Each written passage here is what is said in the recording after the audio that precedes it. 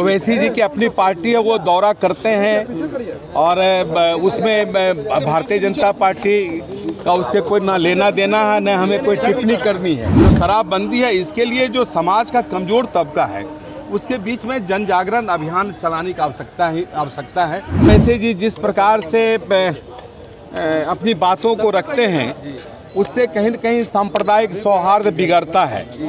असदुद्दीन ओवैसी 2 दिनों के बिहार दौरे पर हैं। बिहार के सीमांचल इलाकों में मुसलमानों को साधने की कोशिश असदुद्दीन ओवैसी करेंगे और इसको लेकर ये आरोप लग रहे हैं कि असदुद्दीन ओवैसी की जो पार्टी है AIMIM वो भाजपा की बी टीम है और इसको लेकर आज बिहार विधानसभा में भी खूब हंगामा देखने को मिला। इस मौके पर क्या कह रहे हैं बिहार के पूर्व उप मुख्यमंत्री तारकिशोर प्रसाद, पहले सुने। जो आरोप लगाने वाले राजनीतिक दल हैं वो हताशा में हैं।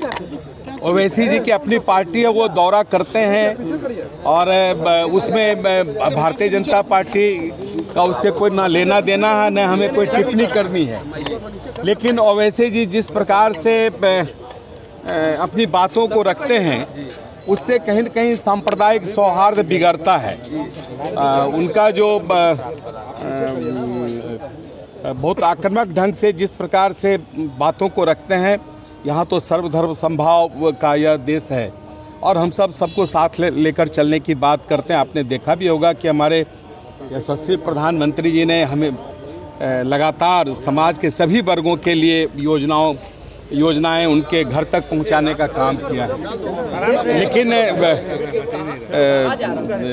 जो भी दल इस तरह के आरोप लगाते हैं, आप समझ सकते हैं कि उनकी एक राजनीतिक हताशा है। एक्चुअली उनकी चिंता कहीं और है, वो उनके बिहार की चिंता नहीं है, इसलिए इस प्रकार का उलझुल बयान देकर अपनी बात को रखते हैं, लेकिन इससे कोई फायदा नहीं है। आज सर कुछ बातें होंगी क्योंकि आज मद्य निषेध का बजट है, शराबबंदी कानून लागू है। नहीं, देखिए, मैंने तो शुरू में ही कहा है कि हम सब जब शराबबंदी या नशाबंदी लागू हुआ तो हम सब विपक्ष में थे और विपक्ष के बावजूद भी, विपक्ष में रहने के बावजूद भी हम सबों ने बिहार विधान सभा में सर्वसम्मति से उसे पारित किया था। आवश्यकता इस बात की है कि उसे हम किस प्रकार से लागू करते हैं, सरकार किस प्रकार से लागू करती है और जिस प्रकार से सारा पुलिसिंग का फोकस उस पर सरकार ने किया है, लेकिन उसका कोई अच्छा परिणाम नहीं आ पा रहा है। और मुझे लगता है कि अभी बिहार की पुलिस को उसमें ज़्यादा रुचि हो गई है उससे नहीं, निश्चित रूप से इसे सख्ती से लागू करना चाहिए और इसके तरीके को और सरल बनाना चाहिए। क्या समीक्षा भी होनी चाहिए इस पर? नहीं, देखिए, जहाँ तक समीक्षा की बात है, मैं तो इतना स्पष्ट कहूँगा कि जो शराबबंदी है, इसके लिए जो समाज का कमज़ोर तबका है उसके बीच में जन जागरण अभियान चलाने की आवश्यकता है। इसके क्या दुर्गुण है, ये कैसे और मानव जीवन के लिए, एक परिवार के लिए कितना नुकसानदेह है, इन सारी चीज़ों को करने की आवश्यकता है। और सरकार ने जो मुख्यमंत्री आजीविका योजना जो लागू की थी, कि जो समीक्षा की बात है, मैं तो इतना स्पष्ट कहूँगा कि जो शराबबंदी है, इसके लिए जो समाज का कमज़ोर तबका है उसके बीच में जन जागरण अभियान चलाने की आवश्यकता है। इसके क्या दुर्गुण है, ये कैसे और मानव जीवन के लिए, एक परिवार के लिए कितना नुकसानदेह है, इन सारी चीज़ों को करने की आवश्यकता है।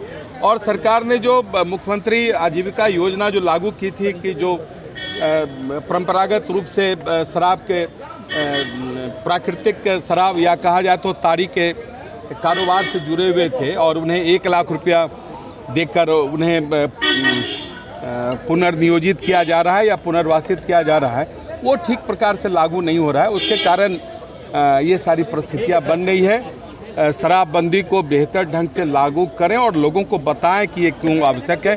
गरीब जो तबका है वो इससे ज़्यादा प्रताड़ित नहीं हो, क्योंकि जेल में पड़े जितने हमारे समाज के कमज़ोर वर्ग के लोग आज बंद हैं, उन्हें जेल से मुक्त कराने की पहल होनी चाहिए। सीधे तौर पर उन्होंने कहा कि असदुद्दीन ओवैसी जातीय और धार्मिक उन्माद फैलाने का काम करते हैं।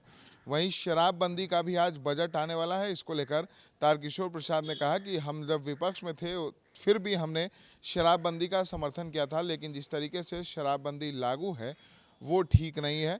जो ताड़ी का कारोबार करते हैं, जो नेचुरल शराब है एक तरह से, उसके कारोबार करने वालों पर रोक टोक नहीं होनी चाहिए, लेकिन मुख्यमंत्री नीतीश कुमार उन पर भी शिकंजा कस रहे हैं, जो कहीं ना कहीं गलत है। सहयोगी अमित के साथ विशाल भारद्वाज, एसडी न्यूज पटना। आशीर्वाद इजीकॉन ग्रुप, भरोसे का दूसरा नाम। हम सिर्फ घर नहीं, खुशियां भी बनाते हैं।